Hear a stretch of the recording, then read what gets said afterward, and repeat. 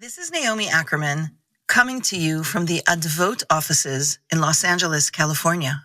Advot is a local nonprofit that uses theater to empower youth to find and use their voices. With Advot, I have spent over a decade working inside the walls of the Los Angeles Juvenile lockup facilities, or Juvie, as it's called in slang. When I started this work, I would drive every Thursday to teach the Ripple process. Today, Advot teaches over a dozen classes in multiple sites in LA County. I have had the privilege of meeting the most extraordinary youth inside the walls. Thursday in Juvie is where it started. I invite you to grab a cup of coffee or tea, take a little walk, and listen. Listen to the voices of these beautiful people. First, through a story I tell about my experiences teaching, followed by a remarkable interview with system-impacted individuals who have all changed their lives and are inspiring beyond measure. I'm so happy you chose to join us today to experience the power of love, forgiveness, redemption, and change. This is Thursdays in Juvie, and now, the show.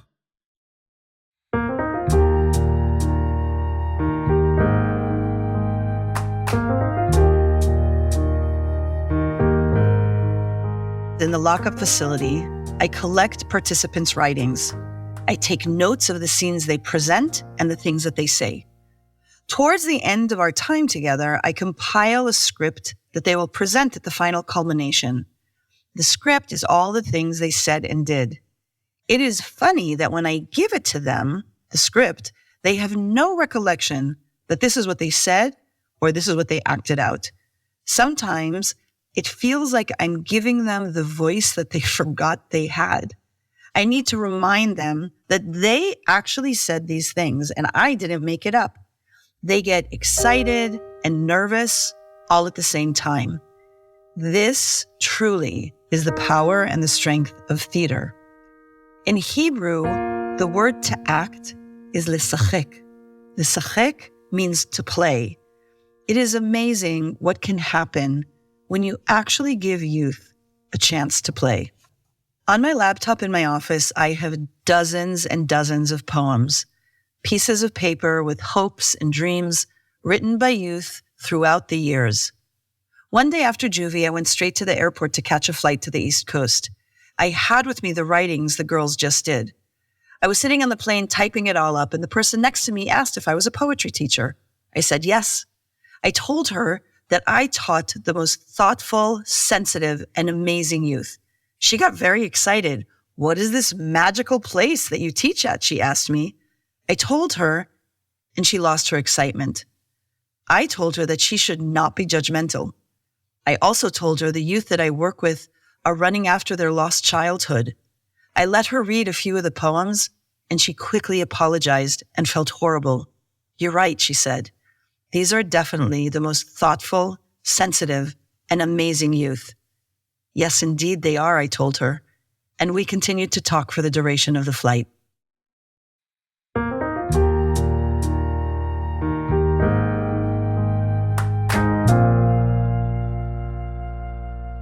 A childhood. A childhood should be filled with love and joy. A childhood should be filled with play and imagination. A childhood should give space to be and be a secure and happy place to thrive.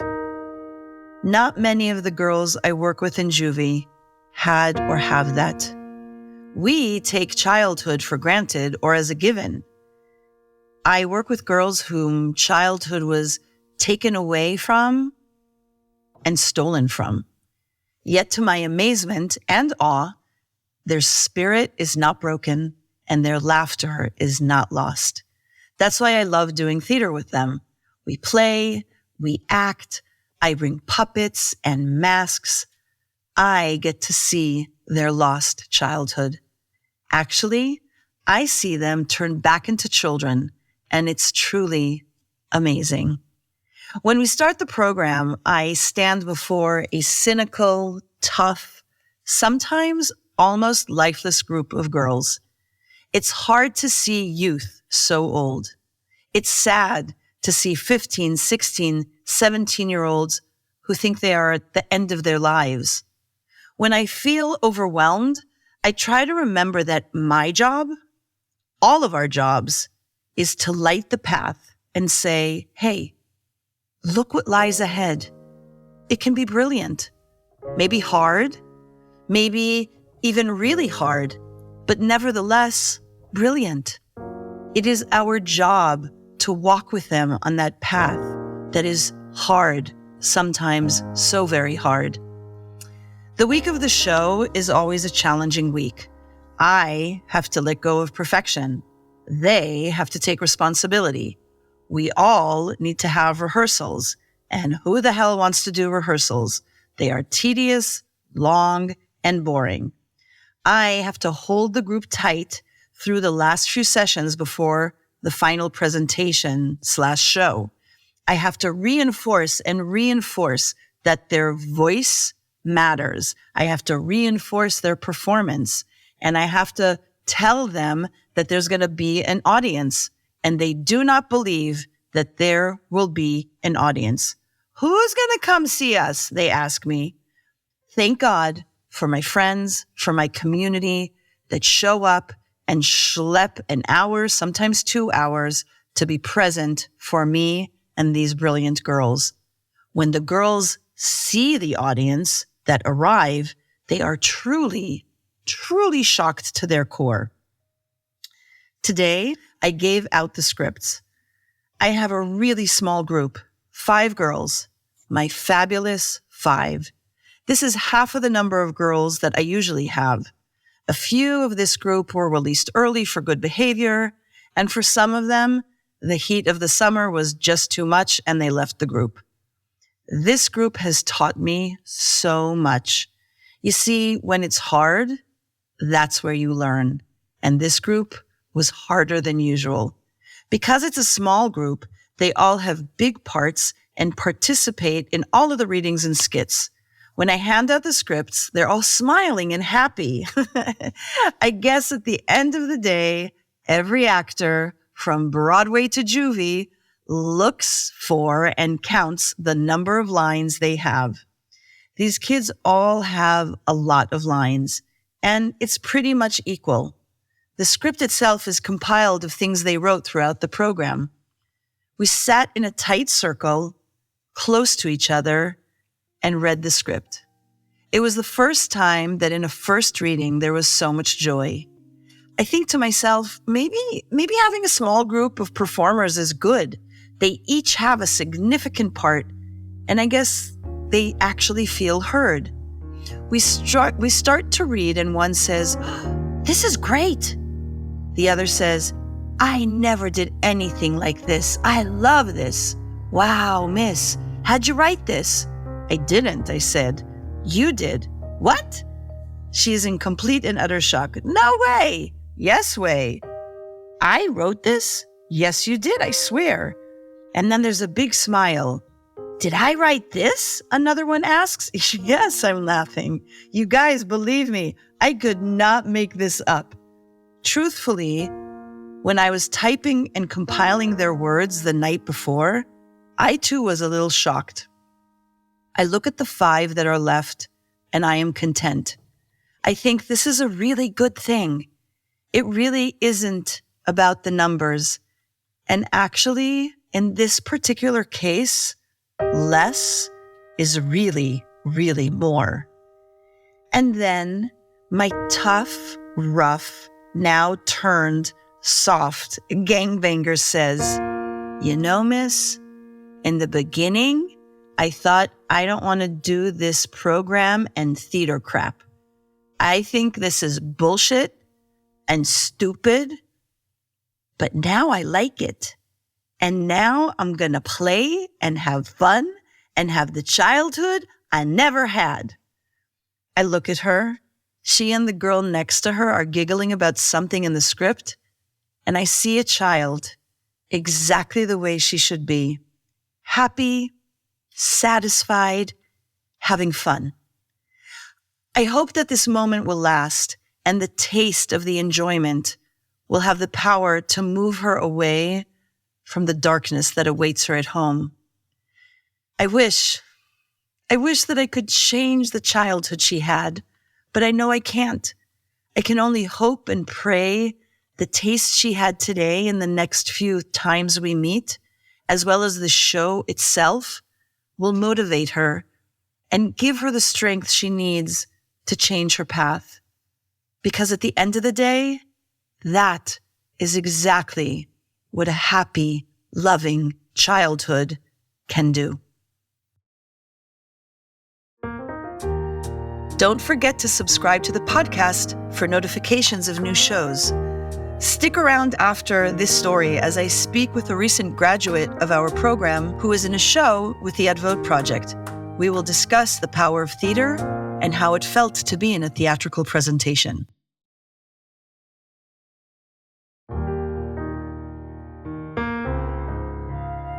Welcome back, and thank you for joining Thursdays in Juvie. The conversation continues.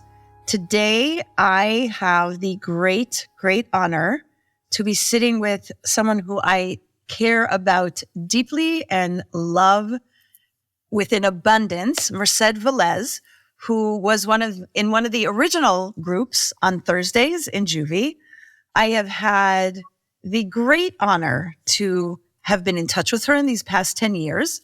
She's been doing great things and is currently getting her bachelor's degree at Cal State Pomona in philosophy and politics, or philosophy in politics. Two things that I don't know a lot about, but I know that Merced is going to conquer the world with both of those things. So thank you for being here, Merced. Whenever I see you, it brings me great joy. So this podcast, Thursdays in Juvie, is about telling stories of young women like you who I met when they were in the LA County Detention facility, particularly Camp Scudder.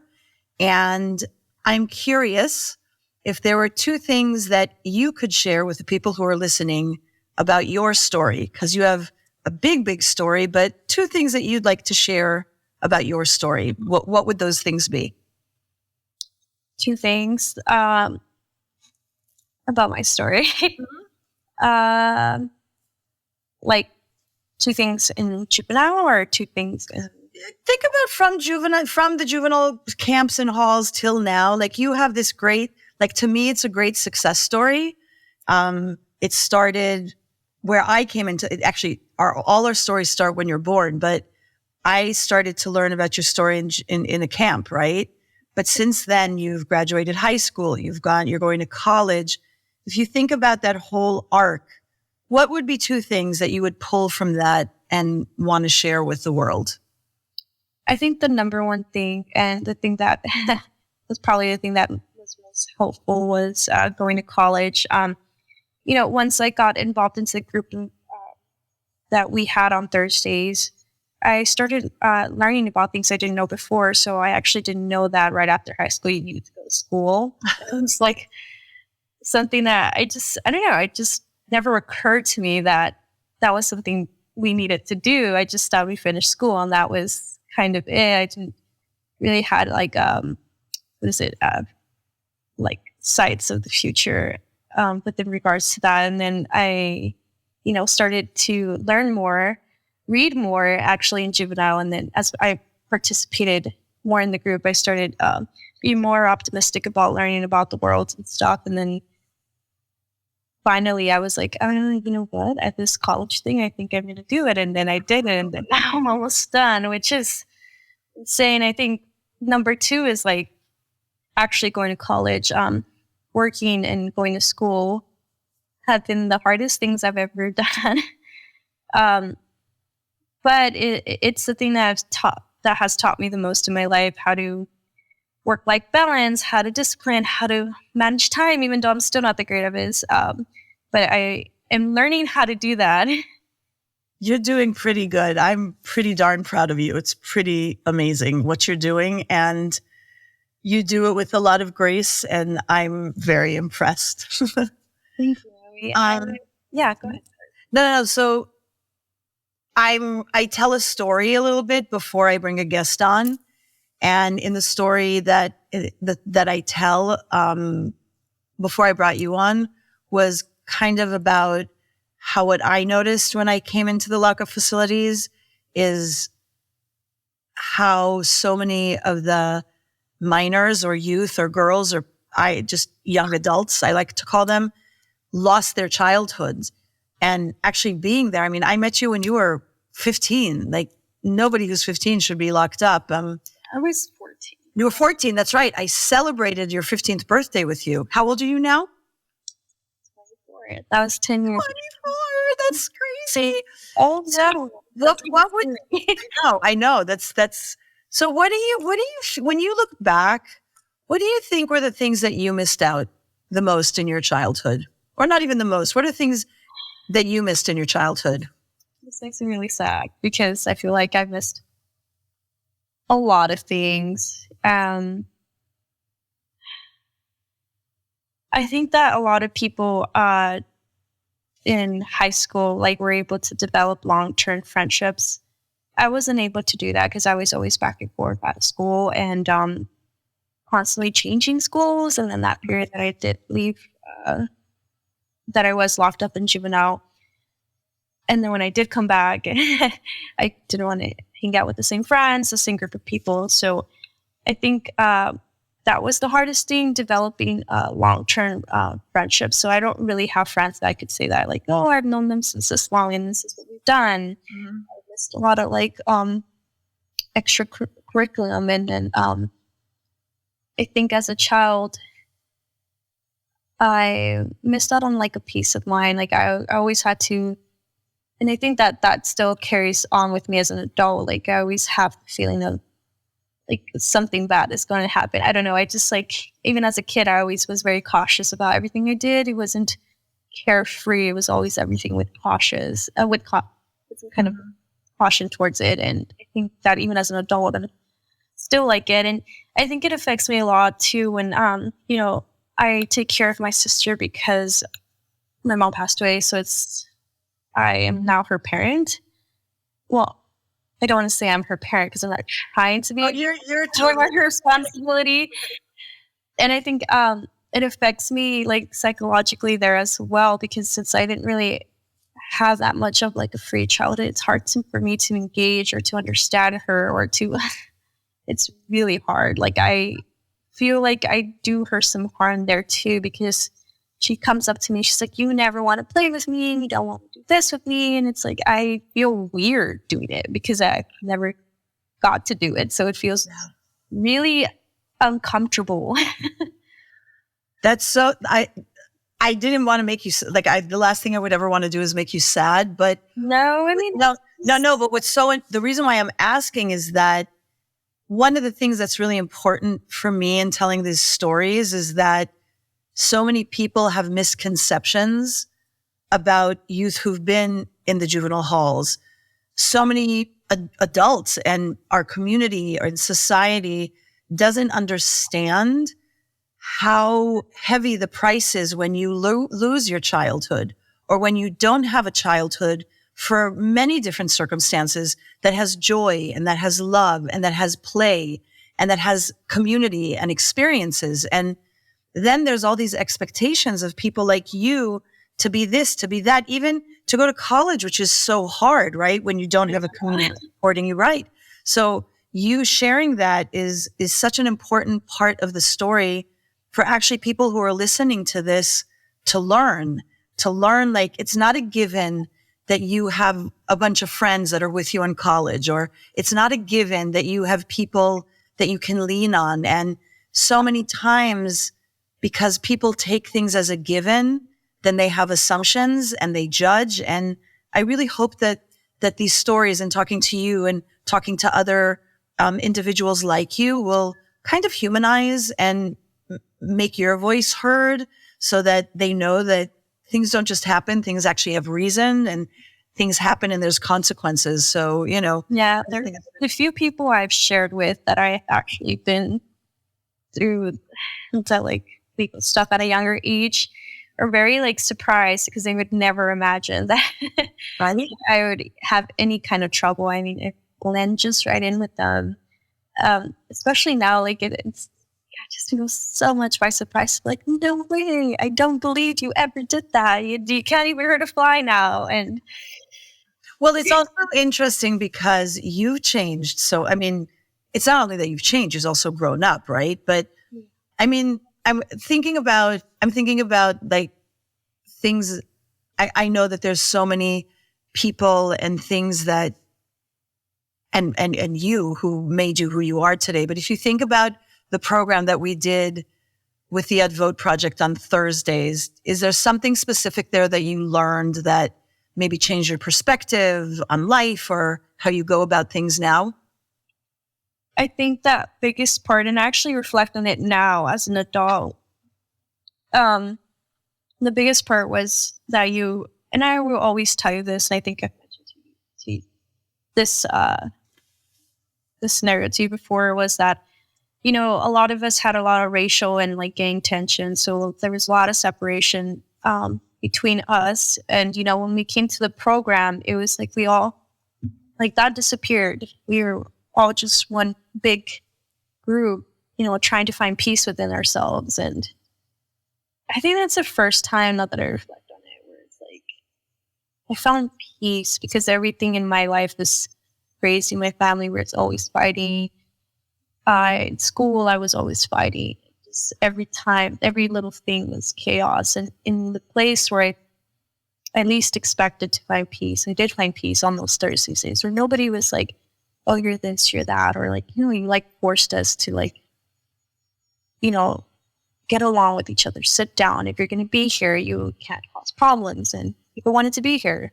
So they were on their best behavior. It's like every like wall, like no like tattoo mattered in there. We were all just happy. Well, that was actually the first time I did experience peace. Well, that's amazing. You know, I've never heard you say it like that, but what I want to believe, and this kind of connects into the next thing, I believe that art and that theater is actually a place where you can have peace, because you can run away, because you can create, because you can imagine. You actually got out before we did the final show, but since then, you've participated in different productions and things of the that we've had. I've taken you to see theater. Some was good, some was a little bit weird, some was fun.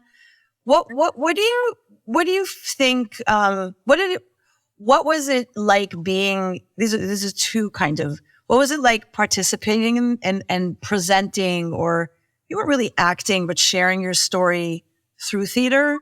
Because that's a language that I love. And do you think that the arts and theater influenced you a little bit, or at all? Okay, so that's like 3 questions, right? No. Sorry. No, it's okay. It's fine. I just want to make sure that I'm going to answer your question you asked. So the first one, how did I feel about it? Well, I was really shy at first. Like, you know, telling your story to a bunch of strangers is really difficult, especially because you don't know what they're thinking about you. And I think we always have this like this fright that we're being judged by other people. And I think that for some time I tried to mask that part of me behind, like I didn't want to think that part was a part of me. And then when I had to do these shows, I had to tell people about this part that I want to be a part of me. So I think sometimes it was very scary for me. So it was scary, but you know, at the end of every show, there was always someone that would come down and talk to me. So that was very rewarding, that people actually were sympathetic, and that I didn't feel like such a monster. You know, it felt like people saw me as a person rather than scary things that I was telling them. They still were able to see a human being. I love that. Yeah, I mean, I think art is a way of being able to be seen. And I would say, and this is for people who are listening, Merced was being very modest now. After every show, there were many people who came to talk to her, many people who would email, text her and say, who is Merced? She's amazing, because you are beautiful on stage. and your story resonates beautifully on stage. So don't belittle yourself. It wasn't one person. It was like, there's always a trail of people who want to know about you and love hearing your story. Or there was once a poem that you read that was super, super powerful. So I think that, I hope that fear empowered you in some way. I definitely did. I feel like over the years, I felt it helped me actually in my communication skills. I felt like in the years it made me less and less afraid to talk to people. And like, I guess that goes into your second question too. I feel like the art has impacted me in any way. I feel like it definitely has allowed me to be creative. And like I said, it's allowed me to be a little bit more secure about myself and sharing my ideas with people, and just being myself felt more comfortable. The singing and the dancing, it was so beautiful. I just touched my soul every time. I think that it brought me again, like some like happiness in like the chaos of life. It brings that joy. I will not disagree with that. I think art, even if it's a sad story or you're seeing a play that might be about a heavy topic, I know that it can bring joy just because you have a cathartic experience with it. I love that. I love that. So I know that you're coming near to graduating, which is super exciting. So I met you 10 years ago. I know that's really exciting. I mean, I hope you're as excited as I am. I am just, college, I think people underestimate how difficult it is when you're trying to earn a living and then still earn your degree. You have to take care of a child. So it's like, I feel like I've aged 10 more years. That's how my body feels. Well, so I need to like get out of this, like, constantly tired, constantly like, I feel more masculine now too because of that. Because now instead of using this whole little skin routine I had before, I just use the 3-in-1 shampoo. What I do now because of making my life easier.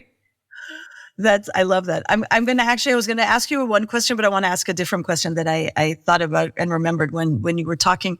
So as I said before, this is a platform where I want people to hear your voices. And I know that like there are a lot of people who helped you and supported you and taught you throughout the years. For people who are listening, what do you think? Oh, what are important things for people to know? How can they help someone who's on a journey like yours? What are things that what support that you got that was helpful for you? I think giving perspective. I think that's something that I still even look for now today.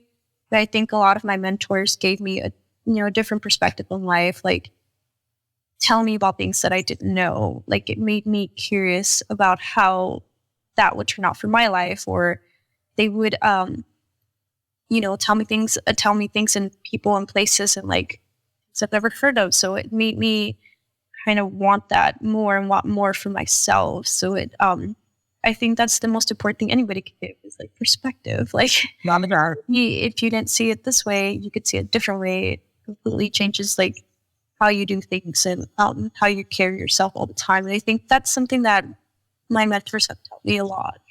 Mm-hmm. I love that. Mm-hmm. If you could say something like they're no longer in Scudder, but they're now in Los Padrinos, which is the girls who are incarcerated. What's something you would say to someone like you who is incarcerated right now? What would be a word of advice you would give them?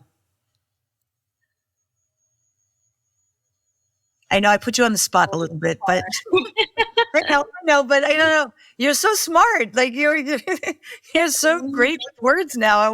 I'm like curious. What can I go tell them next? No, you know what? I'm going to answer your question right now, but like I look back at the videos sometimes when I was younger, and I just don't understand why I used to talk so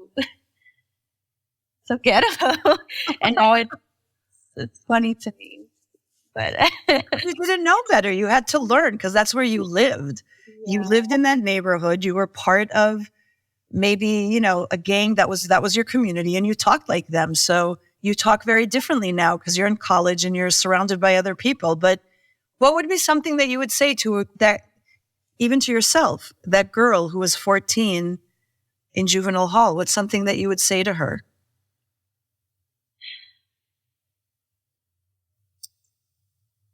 I will say that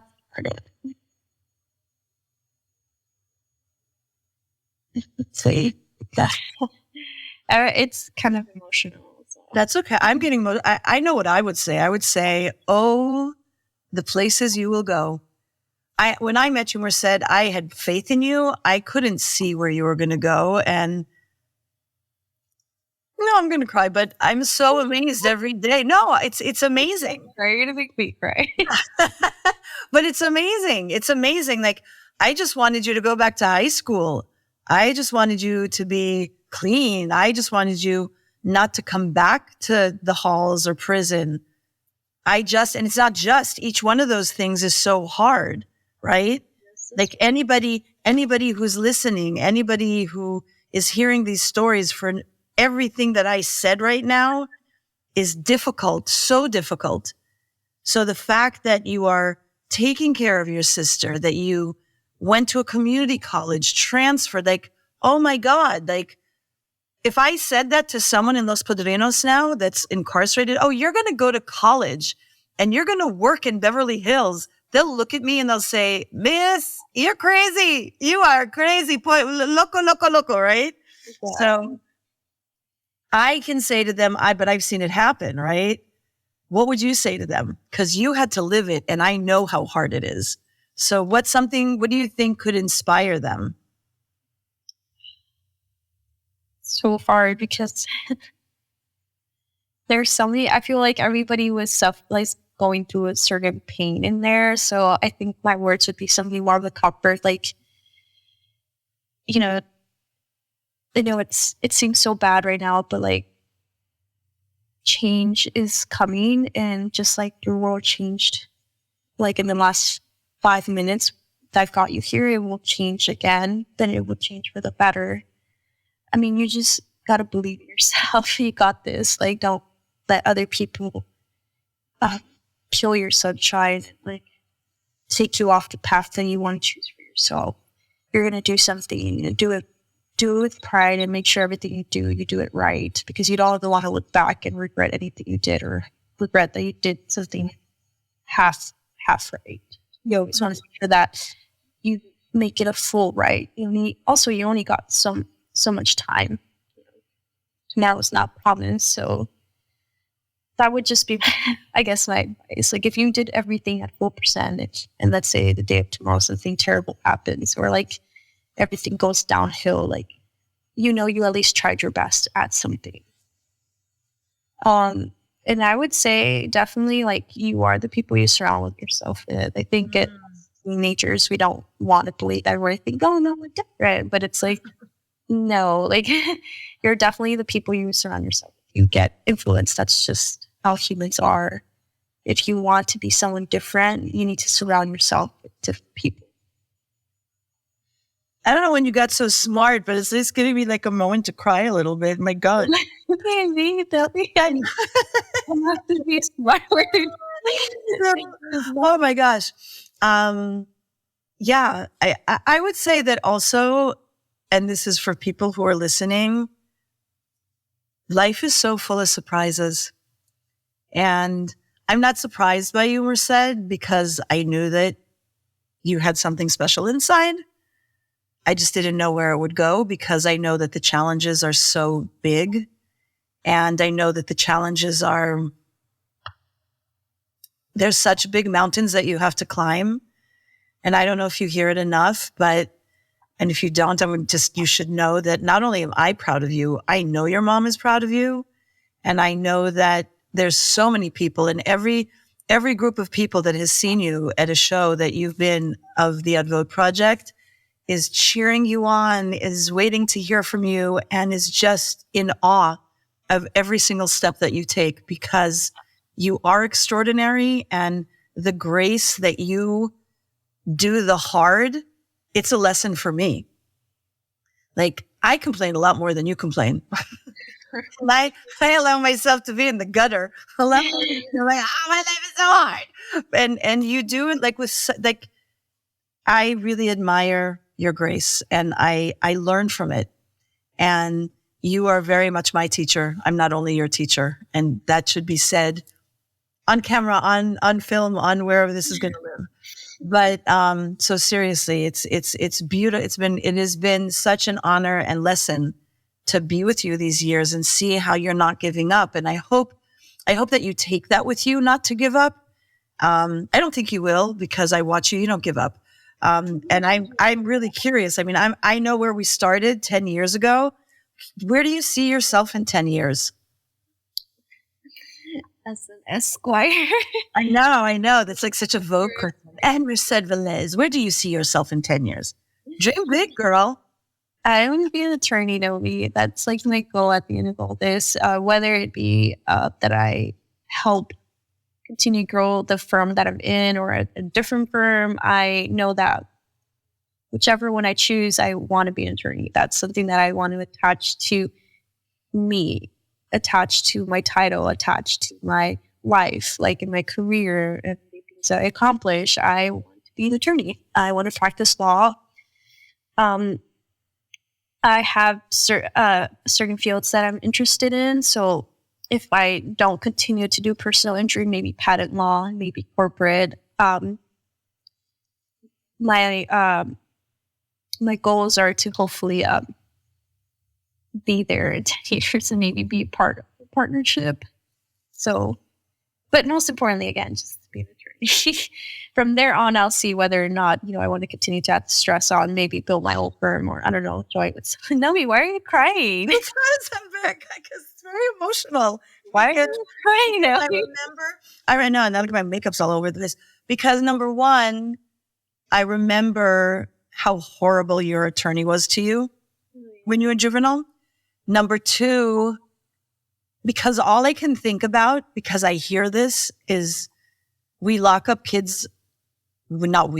Kids get locked up and people want to shove them out, like make them invisible because they don't think they're capable of anything. And I listen to you. You don't just want to be an attorney. You're going to be an attorney, period. Like I feel good that if I get in trouble, you'll represent me, right? Like, but I'm just saying that I'm crying because you are the proof that change is possible. And how many times in my life do I hear those kids aren't going to change? You can't get them off the streets. I always say that. Right? They're not going to change. Yeah. And I'm listening to you. I'm not like the only attorney that you knew 10 years ago was that one who shushed you and who was horrible. And that wasn't even something that I think you wanted. I don't know. I can't talk for you, but like, you know where you're going and you're going to do it. And you had people who helped you on the way. And I hope that people who are listening understand that the more we as a society and a community actually give, teach, step in, be present in any way we can for youth who have stories like yours, that's how we'll get stories like yours. Your success story is because you're exceptional and because you had many mentors who everybody at their own chapter was able to help you. And what I hope that will inspire people who are listening is that we all can help a youth. We all can be present and try and do our part in supporting someone. And this is what it looks like. You are change. You are what change looks like. And that to me, I'm a change person. I'm a change warrior. So you're saying, here, this is what you fight for. So that makes me happy. So these are good tears. It's not bad tears. It's happiness. So, hopefully we're going to have many, many people listening to this. What would be one thing you would want people who are hearing us, who are hearing these stories, what would you want to say to people who are listening? I would say, and I think this is just a general message for everybody. I know times look rough right now, and I know it's really hard not to judge people by the encounters we've had with similar people in the past, or, it's hard not to judge when you've had a bad experience with something. But I'd like to tell people, there are good people in this world. And I know with the craziness of the world, it's hard to see, but I don't think the news covers it enough, or we don't recognize it enough that there are good people in this world, and you are a good person, and you are to that amount of good people in this world, and keeping hope up the world isn't as ugly as everybody thinks it. It's a very beautiful world. Yeah. Well, I'm looking at great beauty right now. So thank you so much for being here, Merced. And I'm sure we will have you back, because I love telling your story. It's one of my favorite stories in the world to tell. So this is just a beginning of telling the story. So thank you for being here.